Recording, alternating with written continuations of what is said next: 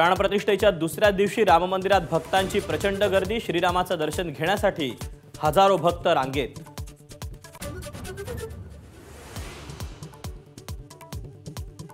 राष्ट्रवादी काँग्रेसच्या पक्षांतर्गत निवडणुकीचे पुरावे कपाटातून गायब। आमदार अपात्रता सुनावणीत साक्ष नोंदवताना जितेंद्र आव्हाडांची धक्कादायक माहिती।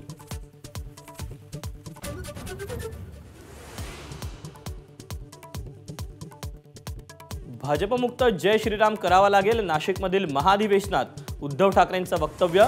महाराष्ट्र लढेल पण देश जिंकेल, ठाकरेंचा एल्गार।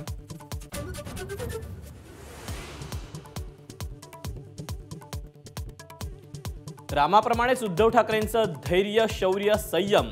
संजय राऊतांकडून उद्धव ठाकरेंची श्रीरामाशी तुलना, तर रावणाचा उल्लेख करत भाजपवरही निशाणा।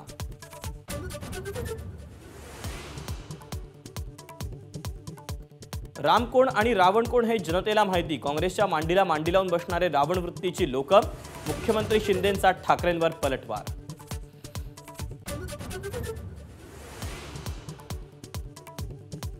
रवींद्र वायकर आज ईडी चौकशीला हजर राहणार नसल्याची माहिती। वकिलांमार्फत ईडीकडे अधिक वेळ मागितला।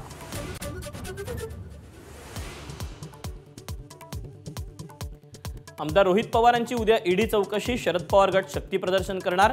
खासदार सुप्रिया सुळे ईडी कार्यालयापर्यंत सोबत जाणार। चौकशी संपेपर्यंत शरद पवार दिवसभर मुंबई कार्यालयात।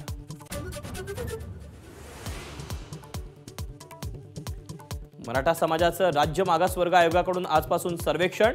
23 ते 31 जानेवारी दरम्यान 36 जिल्हे, 27 महापालिका आणि 7 कॅन्टोन्मेंट बोर्डमध्ये सर्वेक्षण होणार।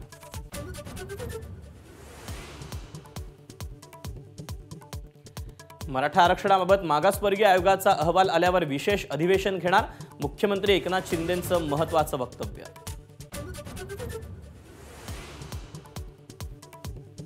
मनोज जरांगेंच्या मराठा आरक्षण यात्रेचा चौथा दिवस। चर्चेसाठी दारं खुली असल्याचा जरांगेंचा पुनरुच्चार।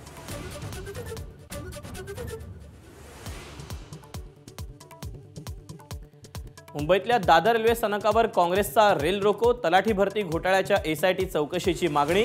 पोलिसांच्या हस्तक्षेपानंतर लोकल वाहतूक सुरू।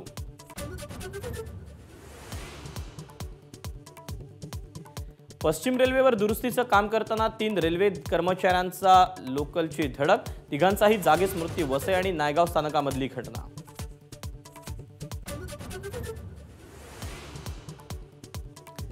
सुरत डायमंड बोर्सकडे हिरे व्यापाऱ्यांची पाठ। वल्लभभाई लखानी यांच्यासह अनेक बड्या व्यापाऱ्यांचा मुंबईकडे मोर्चा।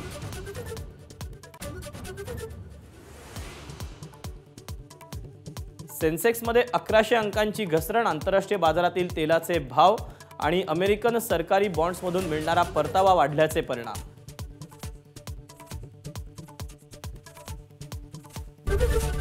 एबीपी माझा, उघडा डोळे बघा नीट।